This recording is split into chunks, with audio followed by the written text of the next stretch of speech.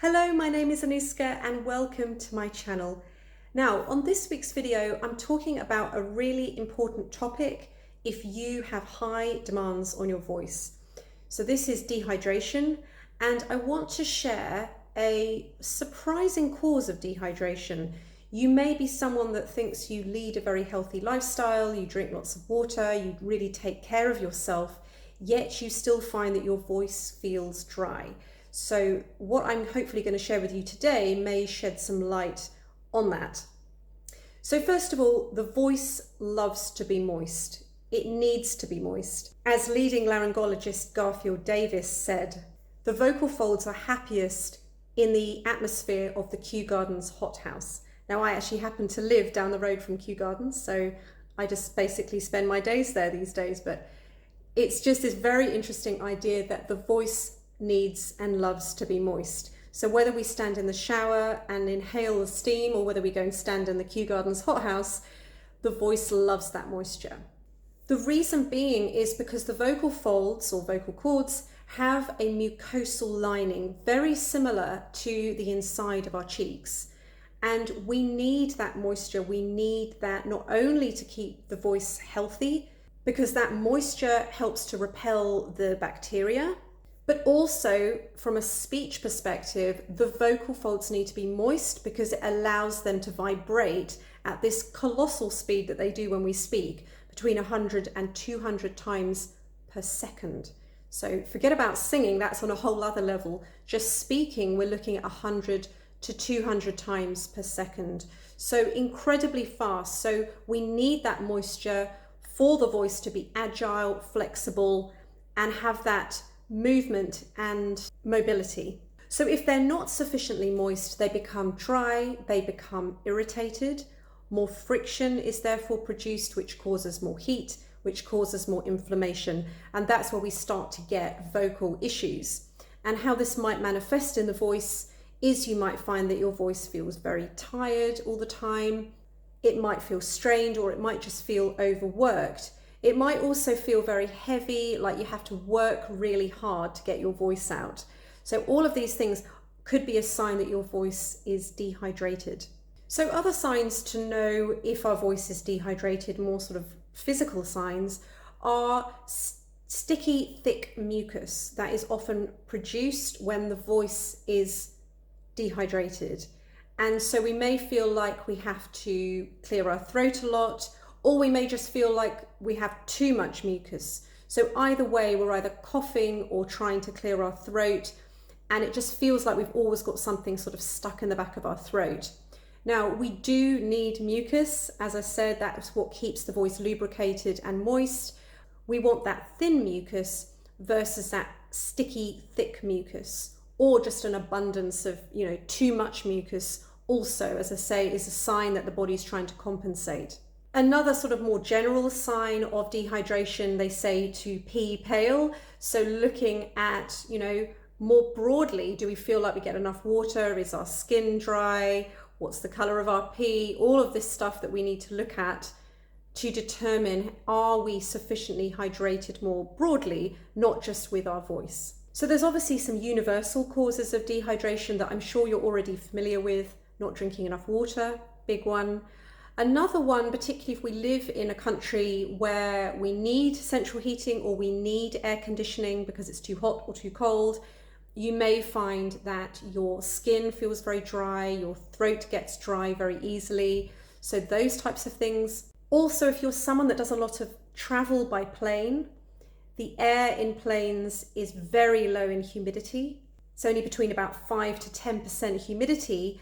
And out of that, about 50% of it is recycled air. So it's really not great at all if we're trying to go for the most hydrated voice that we can. But of course, if you are someone that does a lot of travel, then knowing that means that then you can put other things into place when you get to your destination. Another cause that you may never have considered is too much heat or friction in the actual vocal instrument caused by constriction within the vocal mechanism. And this comes down to vocal technique. This comes down to how am I actually voicing? How do I produce sound? Am I actually overcompensating with muscles that really have no business producing voice? Or am I optimally using my voice and producing sound in the way that it's really designed to be produced? So some examples of constriction that can lead to that excessive heat and friction in the voice. Constriction in the throat is incredibly common, and particularly when we're nervous, we'll find that the throat wants to constrict and tighten. That's fairly universal for most of us. Tension in the tongue. This is incredibly common. I've done a whole video on this. I've probably done more than one video on this topic actually. It's one of the most common things I see pretty much in every single person I've ever worked with, that there's excessive tension in the tongue, but most people have no idea because they've learned to kind of compensate around it. But when we start to release the tongue, then they realize actually what has been held back and how much more free and more powerful the voice actually feels. So constriction in the tongue. And the last one is a clenched jaw, which again, I think is very, very common. And I've done videos on the jaw as well. So these are just examples of how we can create unnecessary heat and friction in the voice when there's too much constriction in the mechanism. And as I say, this comes down to vocal technique. How are you using your voice? How are you producing sound, particularly when you're nervous? Particularly when you have high demands, you need to get your voice out.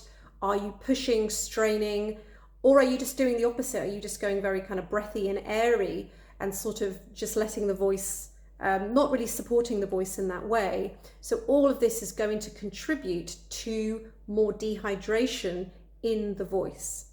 And not only obviously do they contribute to dehydration in the voice, but from a speech perspective, they're going to contribute to how much clarity, how much expression, and how much power you have in the voice with minimal effort. So a lot of my work is around helping people to get out of their own way, letting the voice function the way it's meant to function, and remove some of this unnecessary muscle involvement and muscle tension, like in the jaw, the tongue, and the throat, that really doesn't need to be involved.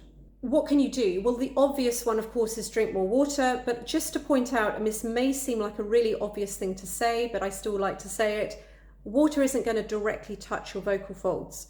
So if you have a big speaking engagement, if you have, you've got a big week of speaking coming up, don't wait until the morning of to start drinking more water. Really start to prepare your voice in advance, particularly if you're traveling by plane. Maybe you've got a big speech coming up in another country, you've got to go by plane.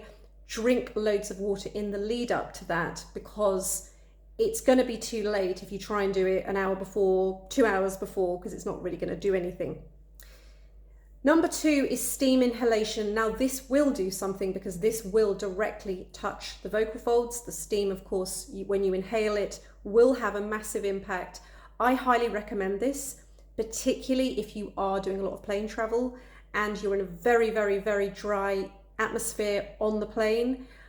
It's very, very easy to do. You don't necessarily need to get your own little steam inhaler, but you can. You could just get a bowl and make yourself like a little tent, put a towel over your head and just inhale some steam. But as a professional voice user, I really strongly recommend that this is part of your voice care routine, because it really will make a big difference, particularly if you have high demands and there's lots of heating on, or there's lots of air conditioning on, and you do a lot of travel. And the final one, which probably should be number 1, but it's all, it's all connected, is learn how to use your voice. Like, honestly, it's the things that I teach are in many ways very, very simple, but they're not things that we're taught. We're not taught how to optimally voice. We're not taught how to create the most resonant voice.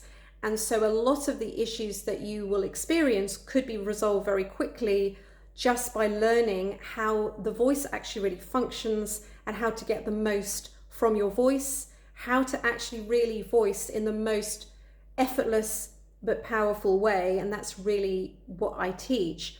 So if this does resonate with you, if this is something that you think, I need to do something about this because there's too many things going on now with my voice and I've tried to do it myself, please reach out. I'll put a link below if you want to book a free 20-minute call, because it is a game changer if you are someone that uses your voice every day, relies on your voice. Understanding how the instrument works and how to optimally voice is just going to make a huge impact in your day-to-day life, in your business, and in your career. So I hope that's helped. And if you have any questions, any comments, please post below. Please like, subscribe, share with anyone you think would find this useful. And also, if you have any topics you'd like me to cover, also do comment below. But until next time, I will see you on my next video.